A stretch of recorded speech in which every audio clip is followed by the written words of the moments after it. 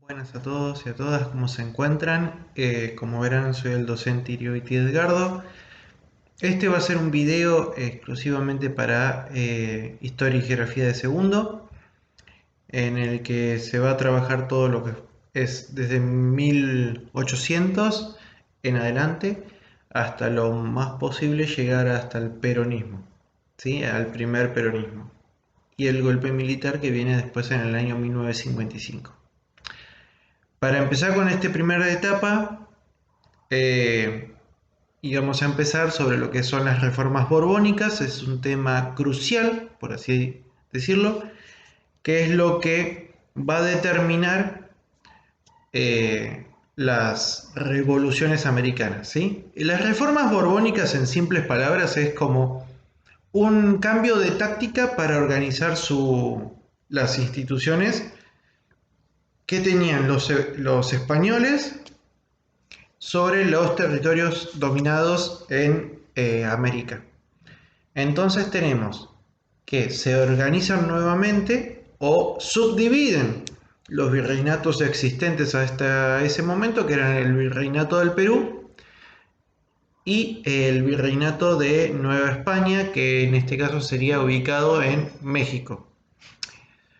Entonces, con estas reformas borbónicas se cambian las divisiones, se hacen virreinatos o protectorados más compactos para poder mejorar la administración, o sea, el control sobre las mismas. Se busca controlar económicamente mejor a las colonias, tanto en los impuestos, o sea, en el dinero que iban a obtener de ellas, como en las distintas decisiones políticas económicas que se van a tomar progresivamente en el tiempo.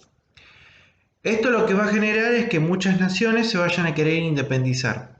¿Cuál es la causa de esa independización? Justamente este monopolio que va a imponer la corona española. Sin entrar mucho en detalle,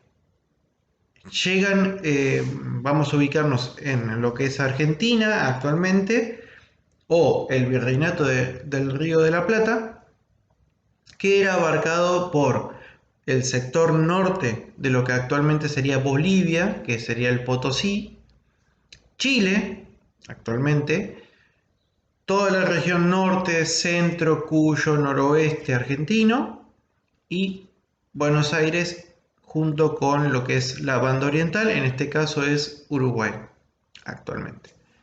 Entonces, todo lo que es la región chaqueña, o sea, el norte de Santa Fe, Chaco, Formosa y sectores nortes como los de Santiago del Estero y el este de Salta, está dominado por los pueblos aborígenes. Y hacia el sur, bueno, no había mucho. O sea, había un margen desde la ciudad capital de San Luis, 100 kilómetros para abajo, hacia el sur. De ahí en más, era dominado por los aborígenes. Bueno, estas reformas también modificaron un poco ¿cómo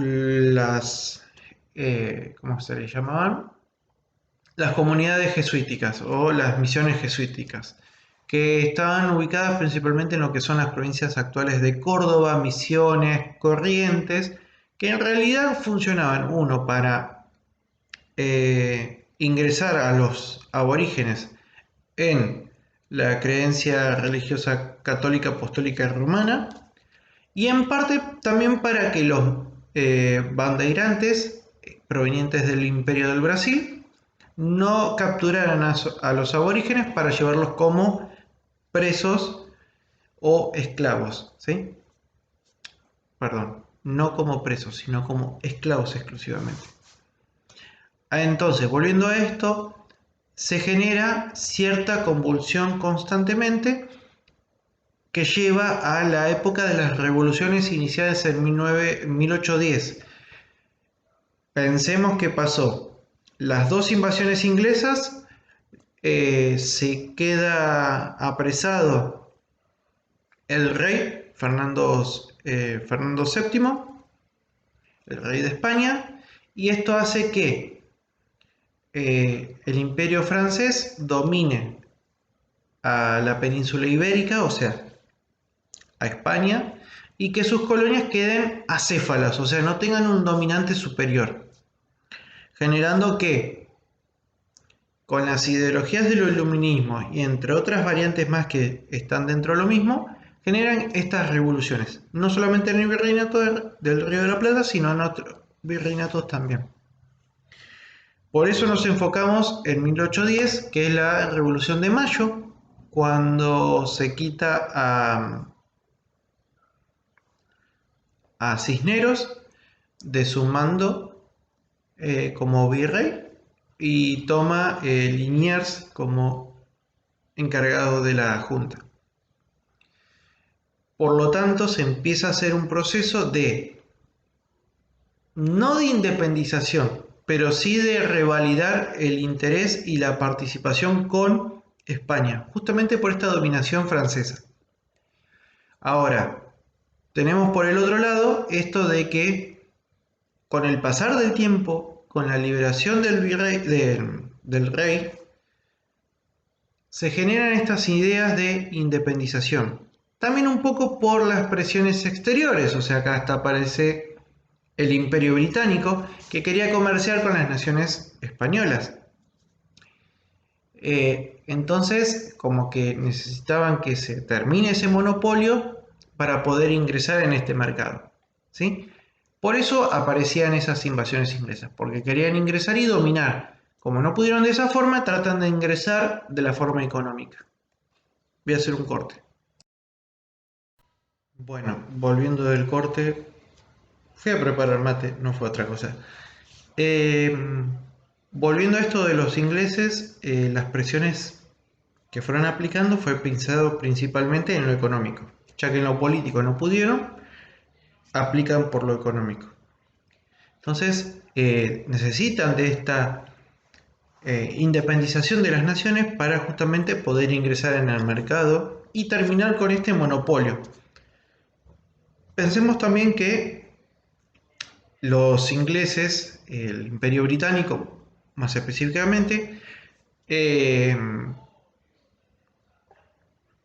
ingresaba al mercado nuestro, ¿sí?, por medio de la piratería, que no es de sorprender. Entonces tenemos esta parte que Fernando está apresado, Bonaparte, Napoleón Bonaparte, es el que está dominando en Europa. Eh, los ingleses están queriendo tener nuevos mercados y se genera estas independizaciones o estas ideas de independizaciones.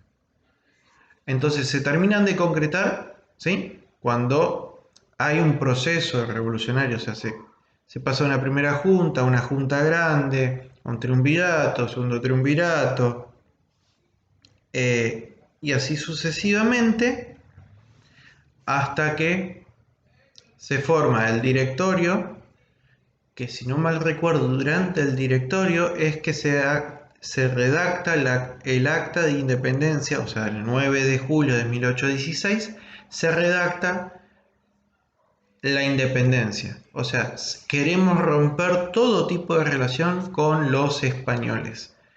Entonces ahí sí se puede decir que se arma el proceso de independización.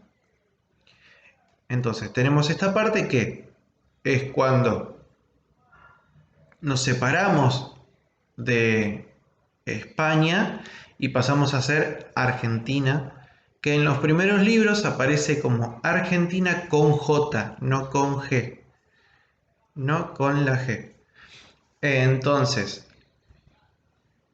todos los procesos y avances que hubieron en este tiempo son para comunicar la independización o la idea de revolución y a su vez para independizarse luego. De acá en más van a aparecer un montón de causas y cosas que van a determinar que tengamos una guerra civil hacia el interior de la nación y a su vez en determinar qué idea de nación vamos a tener, porque puede ser una ideología centralista o una ideología federalista. Todo esto va a determinar el proceso de guerras civiles, que es largo, molesto y creo que hasta burdo por las cosas y decisiones que se fueron tomando, tanto en las batallas como en los actores que hubieron. Pero para cerrar un poco esta idea, tenemos que decir lo siguiente. Los principales referentes siempre fueron San Martín. En otras áreas de América fue Bolívar, en otras áreas fueron un montón de gente. O'Higgins, miles de personas. ¿Qué pasa? Siempre nos quedamos con las batallas, pero nos olvidamos del aspecto organizacional, o sea, de orden, que hubo para poder formar esto. Partamos desde que desde las reformas borbónicas ya se viene dando ciertos levantamientos, o sea, ya había un malestar. Esa es una de las causas, que ya se venía dando un malestar desde el dominio español sobre América. Pero esas reformas hicieron un efecto parche, o sea, parcharon el error, pero no solucionaron. Entonces, llegado a el apresamiento de Fernando VII, termina de reventar ese gran problema organizacional y hace que las naciones dominadas o conquistadas por los europeos, en este caso los españoles, haga que sea tan abrupto el proceso revolucionario. Y recalcamos lo de Argentina porque es lo que nos sucede a nosotros. Pero en Venezuela, con Bolívar, sucedió algo similar, nada más que en otras áreas, o sea, en otras categorías sociales, y en México sucedió de distinta manera y fue yendo y viniendo constantemente, también por las presiones tanto de los vecinos del norte, que en este caso serían Estados Unidos, tanto como por las presiones europeas que venían a apresarlos a ellos, o a complicarle la existencia. Volviendo a lo nuestro, podemos decir que nuestra independización no generó que seamos libres totalmente, sino que ahora estamos cambiando de mando, estamos viendo qué somos, cómo vamos a hacer y qué tenemos que armar, porque no termina de decidirse qué vamos a hacer, con quién nos vamos a relacionar y qué vamos a determinar de ahora en más. Antes dependíamos de las decisiones de afuera y ahora tenemos que manejarnos nosotros. Es como aquel chico que se independiza y dice, bueno, ya está, salí de la casa de papá y mamá, pero, o de papá papá, o mamá mamá, o papá o mamá, pero salí solo, ya está. ¿Y ahora qué hago? Bueno, esas mismas preguntas que se hace una persona normal independizándose es las mismas preguntas que se formó la República Argentina en su proceso de formación. Por eso después va a venir la clase que sigue, que en este caso sería lo que vino después de la Revolución de Argentina. O sea, ¿somos libres? ¿Y ahora qué hacemos? Esa es la gran pregunta que viene a responderse después. Entonces podemos cerrar el video acá, son casi 14 minutos de video ya. Y yo igualmente voy a cada el curso que tenga en su momento, le voy a enviar un audio, o lo puede ver en cualquier momento, y vamos a profundizar más. Pero esta es la idea general de lo que va a suceder en este proceso revolucionario, tanto en el antes como en el momento que sucedió. Un saludo y cuídense mucho.